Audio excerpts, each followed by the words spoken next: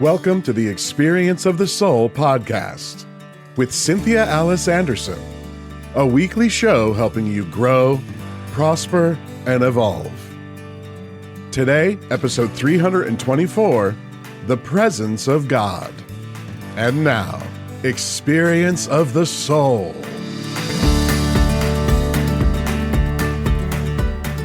Hello and welcome to the Experience of the Soul podcast. My name is Cynthia Alice Anderson. I'm the host. I'm here today in my studio with my wonderful producer, Sean Kilgore. Sorry, Sean. Oh, good. No, that's awesome. Good morning, everybody. Welcome to episode 324 of the Experience of the Soul podcast. So happy to be here with you again for another episode. Today we are talking about the presence of God. So I'm sure it's going to be a beautiful talk. Before we get to it, though, a couple of things we want to mention. Of course, do our regular shout outs. Today we are shouting out to a brand new YouTube subscriber, Pablo Repeto, who just joined us on YouTube. Thank you, Pablo, for joining us and for checking out our content and engaging, and hopefully you're getting something out of it, and we would love to hear more from you, Pablo. So let us know how what we're doing is helping you or affecting you. Yes. I always like to know, too, where you are listening from. And we like to hold that area in prayer. And we're going to do that today, too, with our shout out to Cleveland, Ohio. Yeah, baby.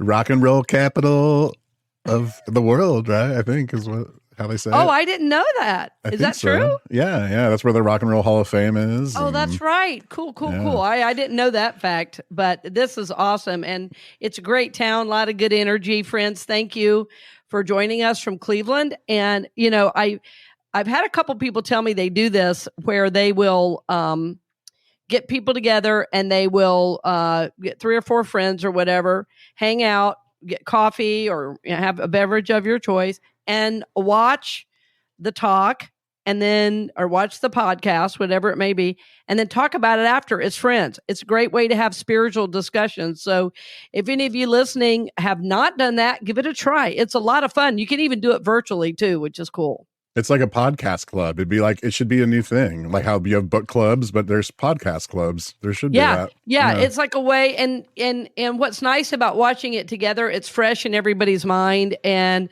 you know, you've just heard it and it's a connection, and it kind of creates little spiritual communities because, you know, so many people have told me that I'm their church, you know, that they don't really attend a ministry, but that the podcast is their connection to a spiritual community. And so, as much as I love that you listen, I think gathering with other like-minded souls is really important so that you don't feel alone because, you know, we all need support on the journey. So anyway, just give that some thought, maybe even a family member. Say, hey, let's watch it and talk tomorrow if you have somebody else on a similar journey. That would be really, really cool. I will say, I think it's one of the best things about the Monday Night Talk series that we're doing over on the Soulworks community. We had started out calling it a Q&A, which it sort of has evolved more into like a community share is what it feels like. It's not so much question and answer as it is a discussion, open discussion.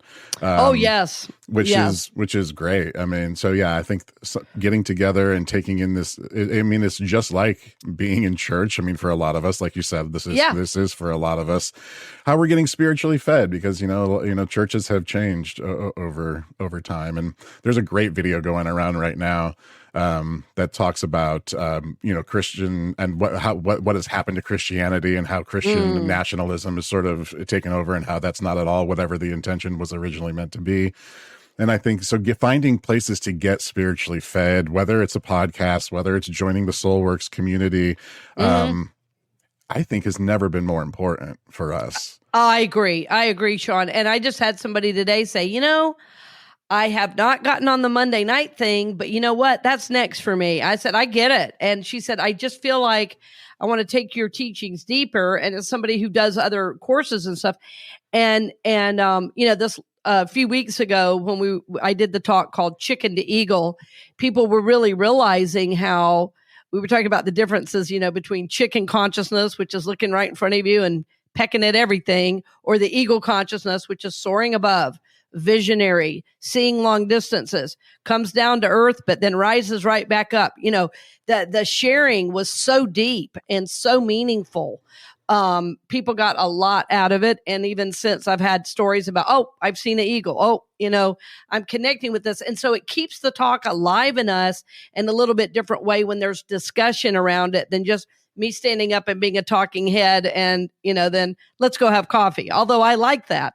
But if you're not in a community, where you can see and visit with people and do classes, this Monday night thing does really help with that, for sure. Yeah, definitely. And the meditations that happen at the end of the Monday night talks, really sort of like sinking all of it in, are also hugely impactful. So folks, if you'd like to join us over in the Soulworks community, you can do so by going to my.soulworkscommunity.com.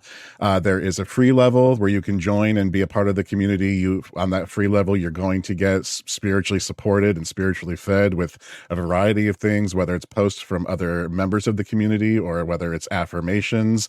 We do post occasional meditations, but there is that additional paid level that's going to get you those extended, longer meditations, as well as access to those Monday night talks, which also include, very nice meditations as well. So hopefully you can join us over there. Right. Last thing I'll say on that too, just from my perspective, it's been fun to use pictures, video, like the Monday when I did the chicken to eagle message, as we were waiting, because we all are, waiting until the time to start. And I played a footage of chickens in the chickens in the barnyard. And then when it was time to start, I did a little presentation of images, chickens, then to eagles, and then into the meditation, a video of an eagle soaring along with the scripture. It's a different kind of experience, and I'm having fun creating it. And Sean, appreciate all your support on it as well. It's we really are seeking to make a meaningful experience for all of us, because we talk about things that you might not talk about in a church setting, but are deeply spiritual and rooted, in our connection with God. And that's what today is about. So really is asking the big question of, where is God? Where is God? Yeah. Good one. Well, with that, friends, officially welcome to episode 324 of the Experience of the Soul podcast. This is the presence of God. Yes, the presence of God. Friends, I want you to think about that in virtually every culture, of every color, race, creed, every tribe, every indigenous peoples, that there is an understanding that there is a force, a large force that is at work in the world in which we live. And I'm being very measured in my speaking because I'm right now experiencing a lot of the presence of God in my life and in my world in really powerful ways. And I'm often just awed by the fact, that's the right word, AWED, awed by the fact that how big God is, how as humans, we are literally wired to be spiritual, to seek the divine in our lives and in our world. And that, in fact, though how we live is as if we are separate in general. But think about that every culture, basically, that every culture I know of, every indigenous people I know of, every tribe, every race has this hunger to know the divine. In other words, in our little human selves, we're seeking to know that there's something greater, and we know there is because we feel it, we sense it, we desire it. And we look for this presence of God to try to make sense of life, to try to find this sense of peace, this sense of joy, this sense of faith and wonder, and that miracles, are possible, that our dreams can come true, that something outside of us loves us and intends good for us. This is like part of the human experience, to wonder this, to hope this, to seek this, awareness. And I find that even in traditions, like even in Buddhism, where they say Buddhism is not a religion, it is a way of life. And yet it looks much like many religious orders or spiritual teachings, because it has at its center awakening, awakening. And when we think about it, I thought it was so interesting the other day that I saw a TV personality, one I'm not particularly aligned with, Tucker Carlson, but I thought it was interesting. Somebody I largely disagree with said in an interview I saw with Sean Ryan, he said, I'm Christian. He said, but I think it's interesting that virtually every culture has this supreme being that's shown them the way. He said, I'm Christian in my beliefs, but there must be something to it if everybody literally who's walked the earth has some kind of desire to know it. And even people who call themselves atheists are still believing in something. And even in atheism, I believe God exists, because I know that whether we believe in God or not, God is. I know whether we call God, Jehovah, Jesus, Yahweh, Allah, Muhammad, whatever we call God, the Buddha, God is God, and no name can limit God.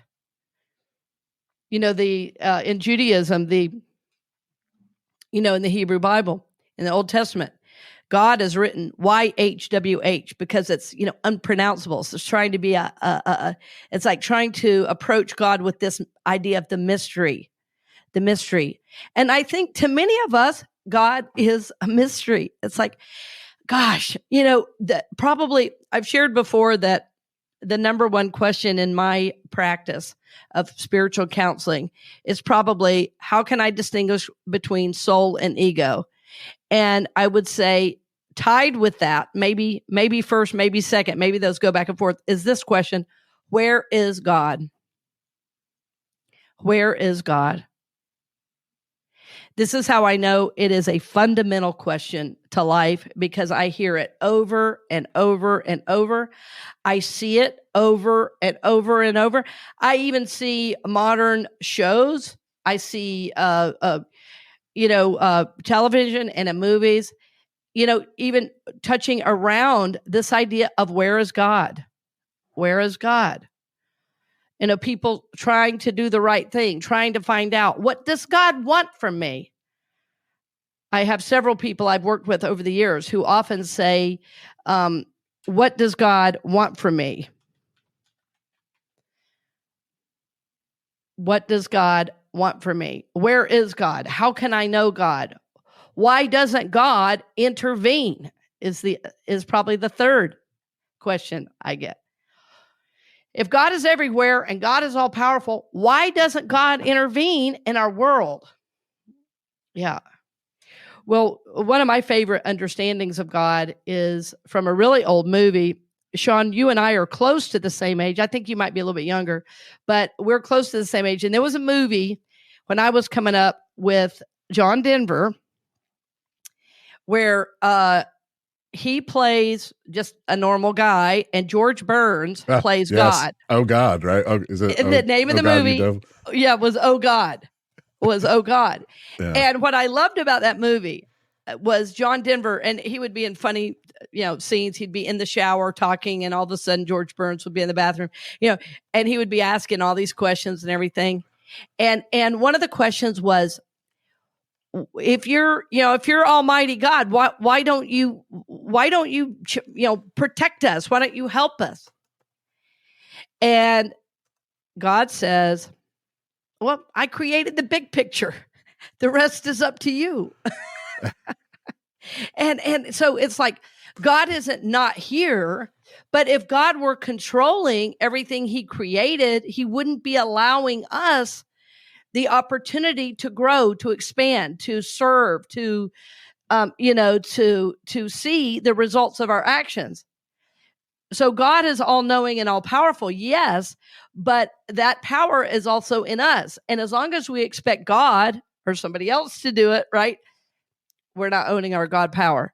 And I think we should probably I don't even know if that movie's still available, but Sean, let's please 1977 is when the movie was made. Yeah. I was 8 years old and I still remember it today. Wow. And then there was a sequel that came out in 84. Oh, what was that one? That was Oh God, You Devil. And that's probably the one I remember a little bit more. Okay. Just because I was a little bit older then, but yeah, I do remember seeing both of those. Yes, George great. Burns, so good. George Burns, classic. I always loved his line, so dry humor. But think about that, and again, this is what I'm saying. Hollywood has shown us different images, different pictures, different awarenesses of God, and it always kind of makes me chuckle. The idea of George Burns as a god. There was a book that was written, I don't know, it was probably 10 years ago, called The Shack. And then it was made into a movie. And it was so interesting to see publicly all the negative responses, because God in the book and in the movie, The Shack was a Black woman. And there was a lot of Octavia Spencer. Yes. There was a lot of reaction to that. And I just had zero negativity about that. I found it refreshing. I found it interesting. I found it to be a wonderful new perspective, because if you know your Bible, it says in the book of Genesis, Genesis 1, that we were created in God's image. Well, who was the we that was created in God's image? Well, of course, it's all of us. If we all were created in God's image and God is a man, it would mean that we're all men, right? So, but it even says there are two creation stories too in the Bible. Didn't know I was going to get into that, but one of them says we created humankind in our likeness. So there's even a collective we in the book of Genesis. So read your Bibles, friends, and quit reacting, because God is all of us. God is all of us. God is in all of us. God, we are all a reflection of God. I think so often we've forgotten that. One of the things unity teaches, so I'm a unity minister, and one of the things we say every Sunday is there is only one presence and one power in my life and in the universe, God, the good, omnipotence. And people say, well, if that's true, if there's only one presence and one power, how is it that bad things happen? And I said, well, God is everywhere available. Yes. Everywhere present. Yes. But if we as humans do not act from this God presence that we are, we're going to get exactly what we're getting in the world right now. We're going to get evil. We're going to get crime. We're going to get abuse. We're going to get everything unlike God. Everything unlike God.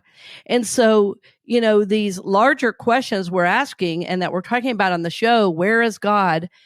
Why is God not doing? It's like when you begin to take 100% responsibility for your life and world, you realize that, yes, God is present in me right here, right now.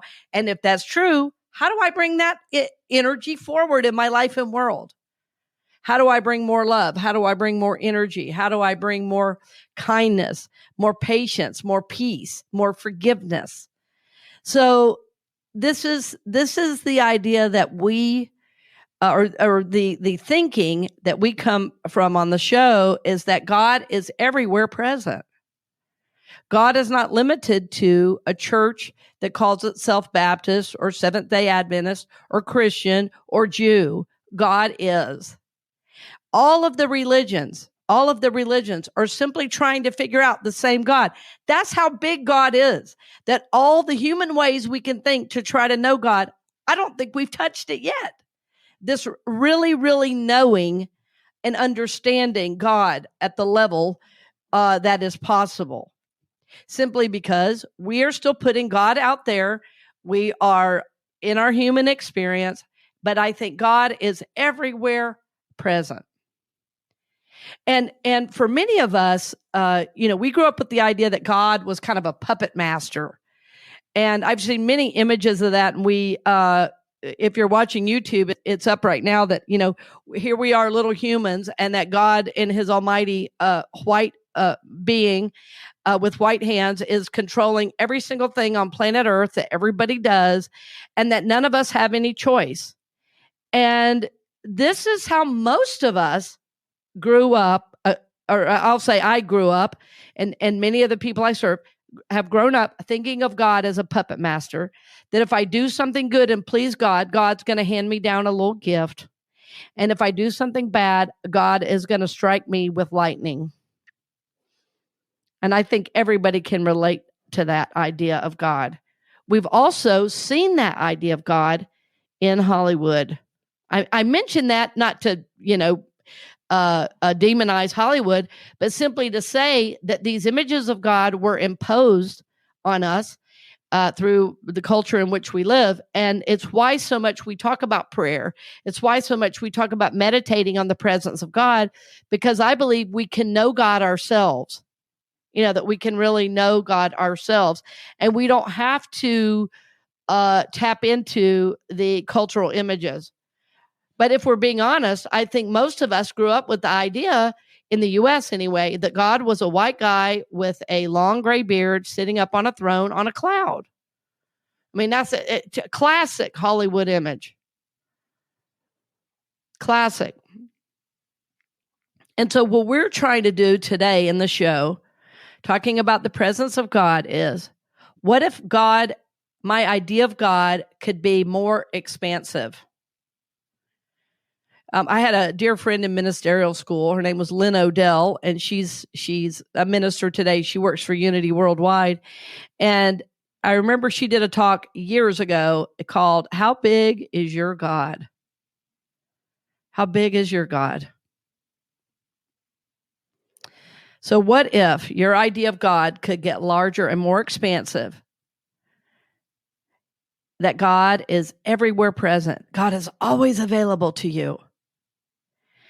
There's an ancient saying, and it's been attributed to several different people in history. And I think it was originally in a Latin booklet from, we're talking hundreds of years ago, like I don't know what, 3rd or 4th century, where it says, God is a circle whose center is everywhere, whose circumference is nowhere.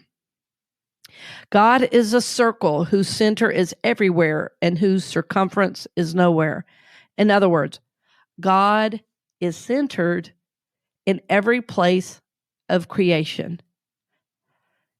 Everywhere, in that tree, in that wind I'm seeing, in the palm tree in my backyard, in those clouds I can see, in that blue sky, as I look at my desk, in the flame in this candle, in the petal of this leaf, of the this petal of the orchid I was just given, this rose from my grandmother's rose that's sitting right here, that God is present there as much as in me.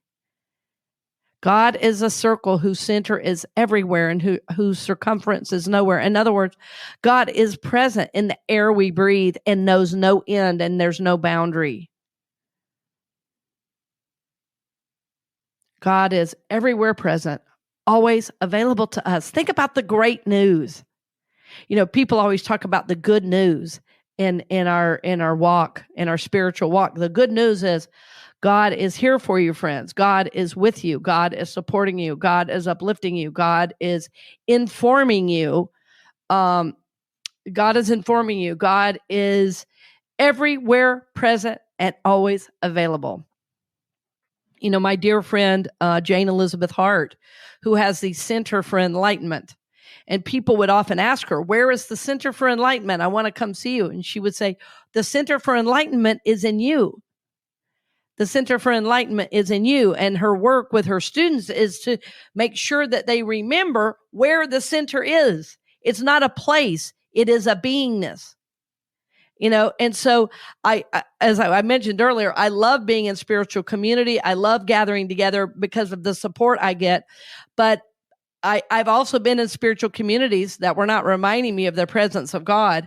I have to know the presence of God, and I take that with me wherever I go, in the spiritual community, into the gym where I work out, where I ride horses. It doesn't matter. Wherever I am, God is. Right? That presence is everywhere available. It's so interesting too, friends, that I think I may have told the story years ago, but I think it bears repeating because it just came up in my consciousness as I was talking about the presence of God. And this is about maybe 8 or 9 years ago, and a friend of mine had horses.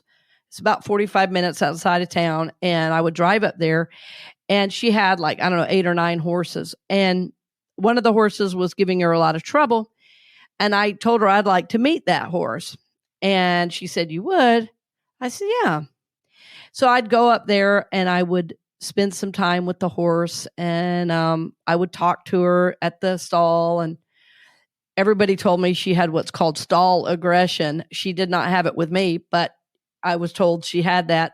And then I asked if I could take her out of the stall. And for about a year, I'd go up there a couple times a week.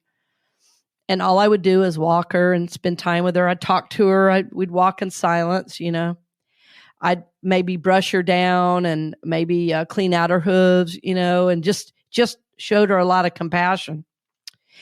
And it was interesting because I was going to get on her one day, and somebody said, "You're going to get on that horse?" I said, Yeah, I think we're ready. And I got on, and she was very still and very centered, very quiet. It's called, And it was interesting. I put her back in the stall and went on my way. And the next time I came to the barn, there was a few little people there, and they'd been there a few times when I was there.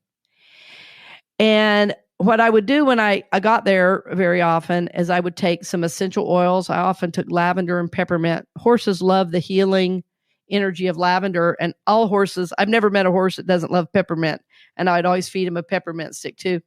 Anyway, and I would go and I would kind of do some energy work. I would send energy to the horses and everything. And as I was starting to go get the other horse, somebody said, "Well, there goes the meditator." And I said, "What did you just call me?" And they said, "Well, there goes the meditator." And I said, "That's what you call me?" And somebody said, "Well, I didn't know your name, but after I watched you with the horses," I said, "That woman has to meditate with how calm she is with that horse." And for anybody knows me, I'm high energy. I love to do a variety of things. I'm very active in my life and in the world and doing things with my son. I love to be outside and active. But what they were feeling, I'm saying all this to say what they were feeling is the presence of God, because I would meditate, interestingly, before I would go to the barn. I would be quiet, I would pray, and then I would listen to this music. I had a little playlist that I would do on the way to the barn. Sean, I'll give you that for the show notes too. And I would do this playlist on the way to the barn, and it helped me go from being kind of high energy to inward. And then I would take that energy there because I was trying to help this horse calm down and find her center. And I had a teacher one time that called it going to zero, taking your energy to zero. And he said, if you go to zero, the horse will say, "Me too," because horses want to connect. And so how I worked with the horse over the years, and of course ended up buying that horse, I was like, "No, you're not staying. I'm taking you, and we're going to go."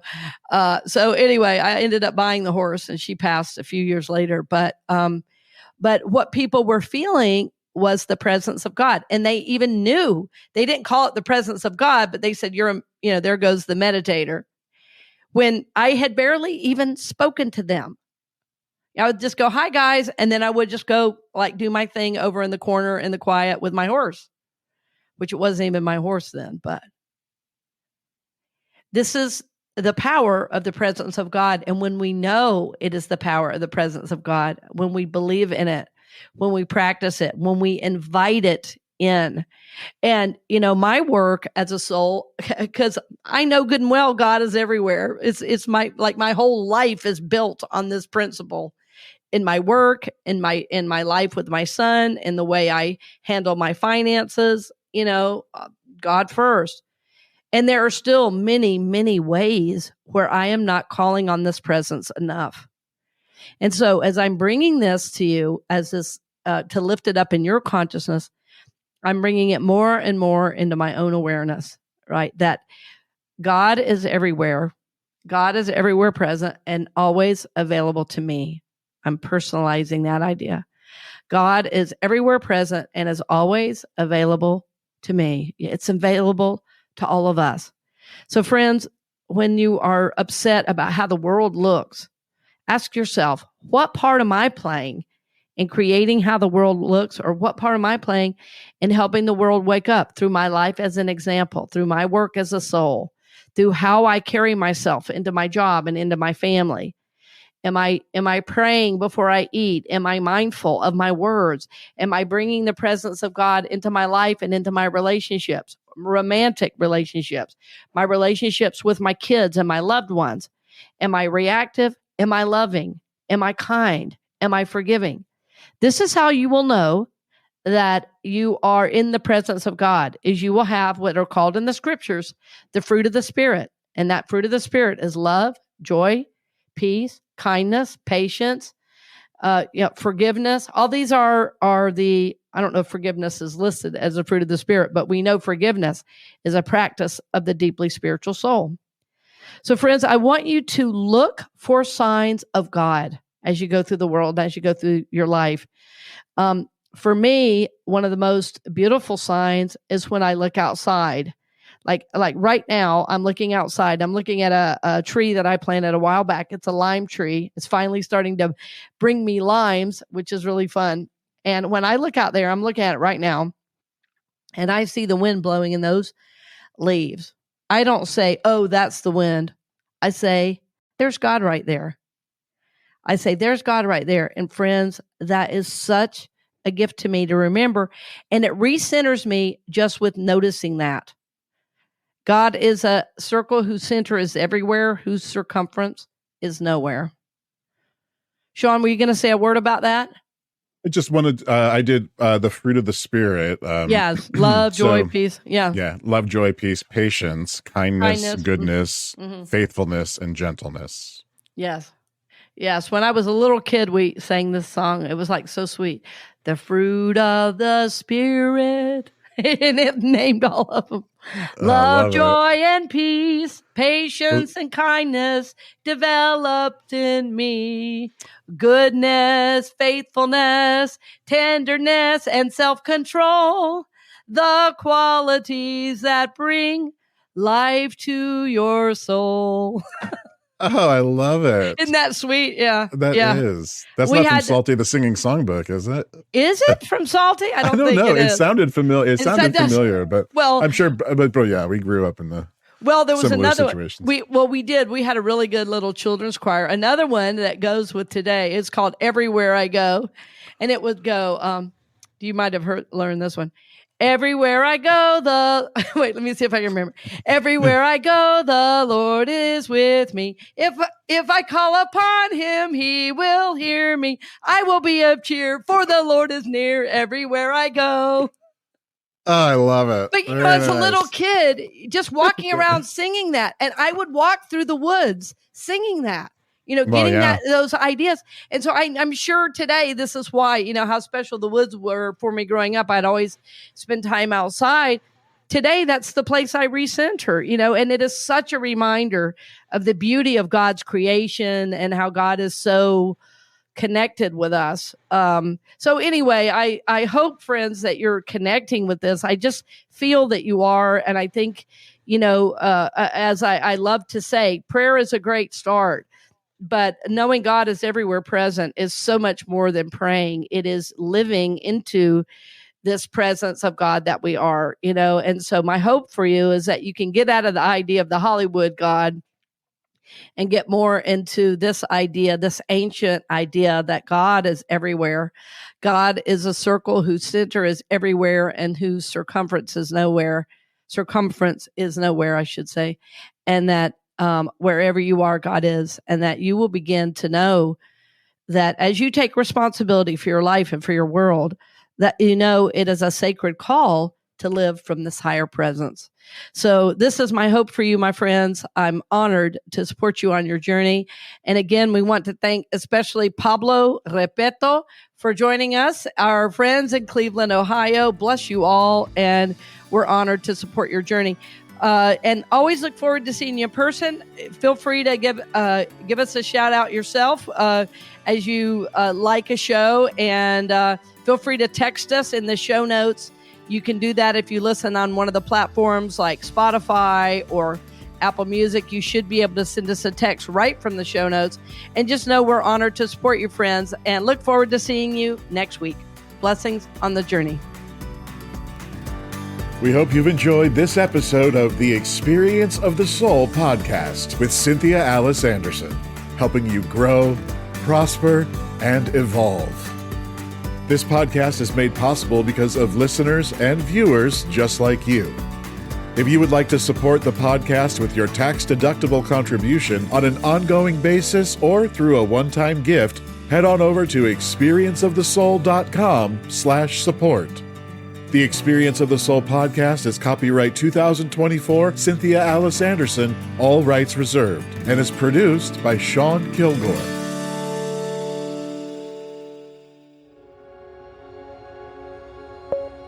A production of the Soulworks Group, Incorporated.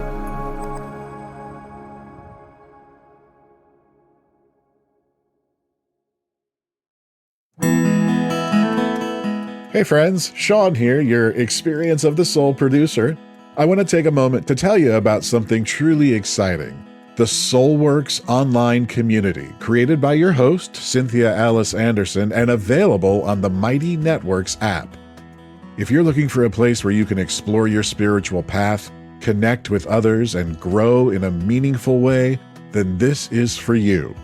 Soulworks is so much more than an online community. It's a safe, inclusive space for spiritual exploration, self-discovery, and personal transformation.